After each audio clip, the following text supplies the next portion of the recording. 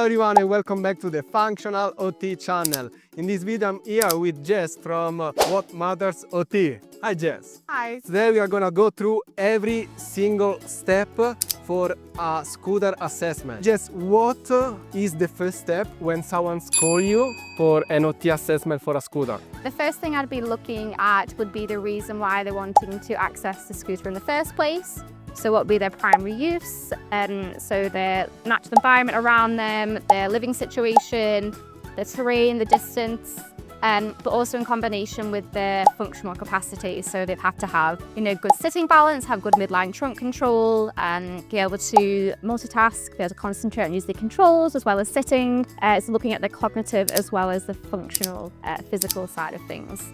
What is the next step? If we deemed that trialling a mobility scooter was appropriate, then we would ring the likes of yourselves to organise a trial, organise with the client themselves, book that in and then do a formal functional assessment of them using the scooter in their environment, both indoors and outdoors. Something really important when we choose a scooter is to show the client how the scooter works. This is a medium-sized scooter. Here we have the key. We can turn it on and off. Here, usually in the middle, some scooter might be different.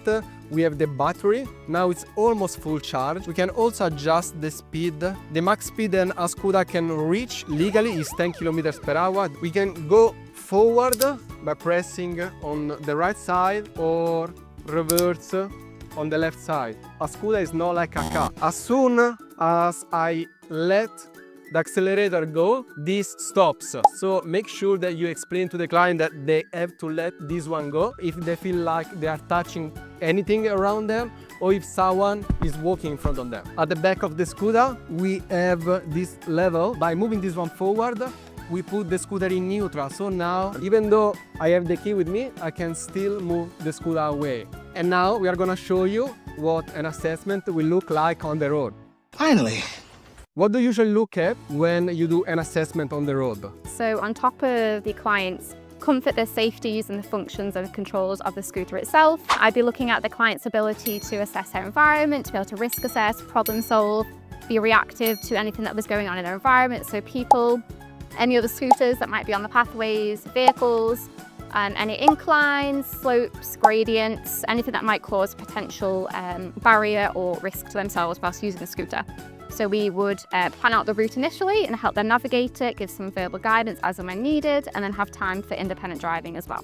What do you think are the primary risks that you usually look at? Primary risks would include general navigation of the environment. So some risks they'd be able to anticipate and plan for, but some risks might also be not as predictable, and it's the client or the participant's ability to be able to react in a timely manner to those things, to problem solve, to change direction, for instance. So it's always in the moment risk assessment all along through the assessment. Show me how to turn to face the opposite direction.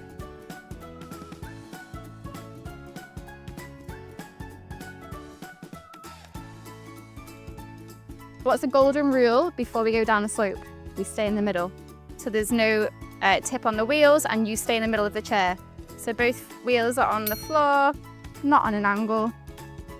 Everything else that you will consider? Yep, so we've talked about the outside environment, but also internally we'd have to consider turning space and whether there was safe width for safe navigation of the scooter, whether accessibility, there was a straight pathway of travel, whether there was any lift access, having to get in and out of that, and making sure that that was completely risk assessed and safe for use internally and externally. Thank you so much for watching. I hope you enjoyed the video. If so, don't forget to be kind and smile, and super important. Now we have to say arrivederci together. Arrivederci. Arrivederci. Okay. 3, 2, 1. Arrivederci. Arrivederci. No, I did it before. You need to do it at the same time. 3, 2, 1.